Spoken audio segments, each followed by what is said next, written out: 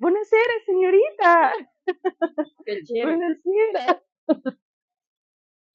Buonasera signorita. Come stai؟ sto bene؟ ديو جراتي. انا بقيت ايطاليه يا جماعه.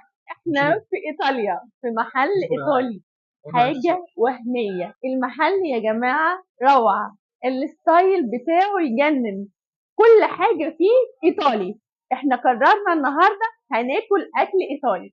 تعالوا نشوف المحل بتاع مستر موسى بيقول ايه. مستر موسى في المعادي، يلا بينا. ومعانا مستر موسى صاحب المكان هيشرح لنا ايه الحاجات الحلوه دي. مستر موسى ازي حضرتك؟ المكان جميل جدا جدا يعني بجد مبهر. مستر موسى انا شايفه حاجات حلوه قوي ومختلفه عن الحاجات المصريه، يعني حتى المخبوزات ريحتها حلوه قوي، وانا شايفه بتقول دقيق بندق ودقيق لوز، فممكن بقى نتعرف على حاجه. ده ايه ده بقى؟ ده اسمه باتش دي داما، اومليت الاميره يا سيدي. فبيتعمل بدقيق اللوز اها، او بدقيق البندق. يعني ده بدقيق اللوز وده بدقيق البندق. الابيض ده هو بدقيق اللوز، والغامق شويه ده هو بدقيق حلو قوي. البندق. دوق بقى. اتفضلي. دي حاجات قديمه قوي، روميو وجولييت والعالم القديمه دي كانوا بيهادوا الحاجات دهيت الاميرات. ايه الروعه دي؟ ايه الروعه دي يا جماعه؟ انا فعلا ما دقتش حاجه زيها في مصر خالص. روعه. وايه دي؟ ده انا بص هي شبه الفايش بتاعنا المصري. شبه الفايش كده، بتزعليني ولا لي فايش. بس هو عباره عن ايه بقى؟ دي اسمه كانتوتشي.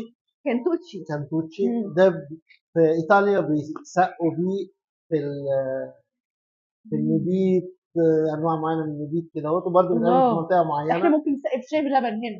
بس ده فيه لوز، لوز كامل يا جماعه فبيتكسر واحنا بنعمل. بصوا فيها لوز، لا الطعم روعه. انا بجد الطعم ده لا ما دقتوش قبل كده، يعني بجد حاجه خطيره جدا. اسمه ايه؟ كانتوتشي. كانتوتشي. انا باكل كانتوتشي يا جماعه، انا باكل كانتوتشي الايطالي. تحفه تحفه. ده بيتي فور ولا ده ايه؟ ده حاجه شبه البيتي فور. انا ما اعرفش حاجه مصري خالص في النوتشي اللي هو عين الجمل. عيش بعين الجمل، انتوا متخيلين؟ على قرب كده يا سيدي يا سيدي. ايه ده ايه ده ايه ده ايه ده؟ ايه المنظر ده؟ ايه الحلاوه دي؟ والله حرام يتقال عليه عيش، ما ينفعش. شبه الحلويات بسكوت، هو يتقال عليه عيش احنا كده بنهينه، ما ينفعش. ايه ده بقى؟ ده عيش معمول ب5 حبوب كتير جدا في ايطاليا. بصوا يا جماعه، والدقيق بتاعه بيجي من ايطاليا للاسف، مفيش بديل ليه هنا. مفيش بديل يعني. ده بصوا يا جماعه الحاجه كلها ايطالي. ده لازم اجيبه من ايطاليا. فاتح للشهيه ايطالي يا جماعه. المشروبات هنا كلها حتى ايطالي، كل حاجه ايطالي، دي ايطالي، كل حاجه. بصوا بصوا جماله، وده فاتح للشهيه بقى. بصوا عسل. كل حاجه هنا معموله بحب ومعموله بدقه فظيعه، انا ما شفتهاش في اي مكان تاني. مستر موسى عاش حياته كلها في إيطاليا وحب ينقل لنا تجربة المخبوزات الإيطالية لغاية عندنا. بيسموها شوكولاته ايطالي، يعني تحسي بطعمها وانت بتاكلي. يعني بصوا شوكولاته مش بصوا الدقه اللي بيعملوا بيها الحاجه، كل حاجه في المحل هنا ايطالي. انا لاحظت بيكرهوا الصوصات، قالوا لي كل أيوة حاجه طعمها بالصوص. انا هنا بستعملش احنا فعلا الصوصات. احنا هنا معظم المصريين بيستخدموا الشوكليت صوصات، نوتيلا، لكن اي صوصات من اي نوع. خلص. وكل زمايلنا بطلوا يشتغلوا بالحاجات دي عشان غاليه. بصوا جمالها بعد ما طلعت من الفرن. بصوا يا جماعه الموضوع مختلف نهائي. بصوا هشه ازاي يا جماعه. بصوا جمالها. يا نهار ابيض. انت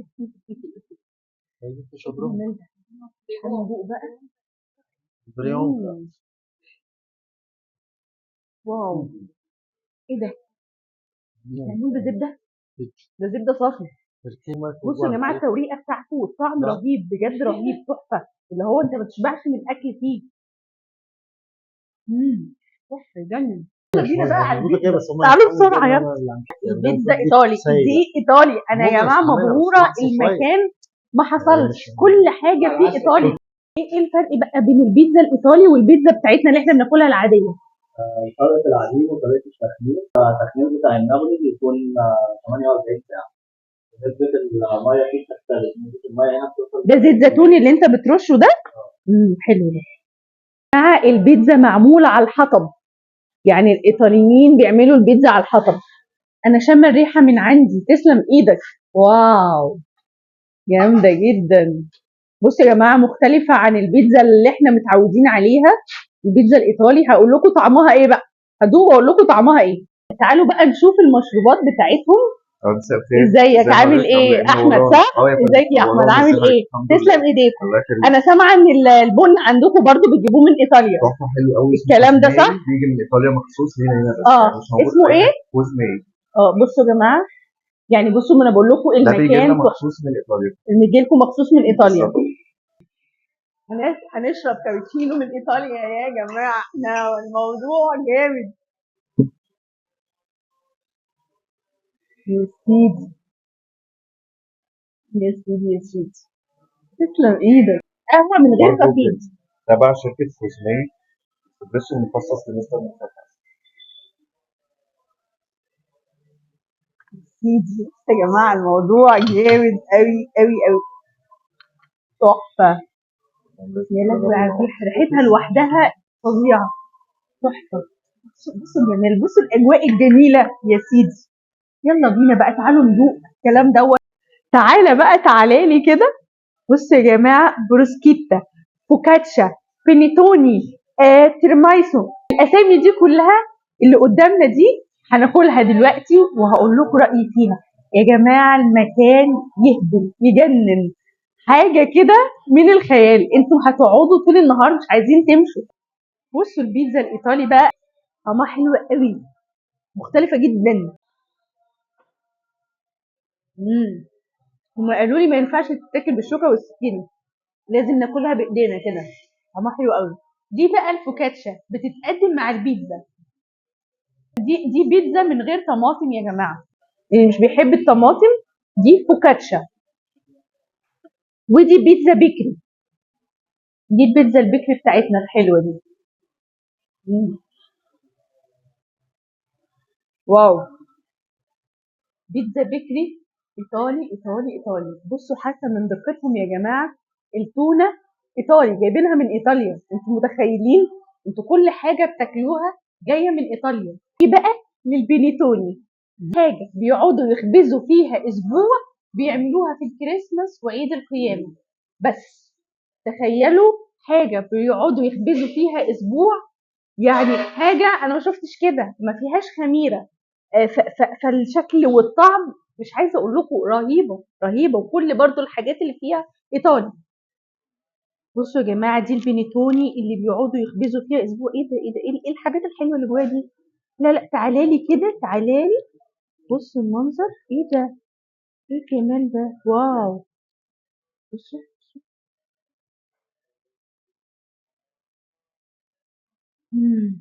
واو، ايه الحلاوه دي، اول مره ادوق بجد الحاجه بالجمال ده. ده هي فيها تقريبا قطع برتقال من جوه، فواكه رهيبه بجد، الطعم جميل جدا يا جماعه، مش متخيلين.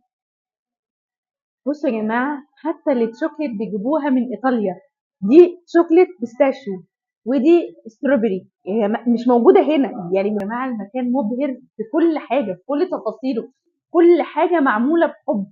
الديكورات، الاكل، الحلويات، كيكه الاسبونج الايطالي، الايطالي الاصلي.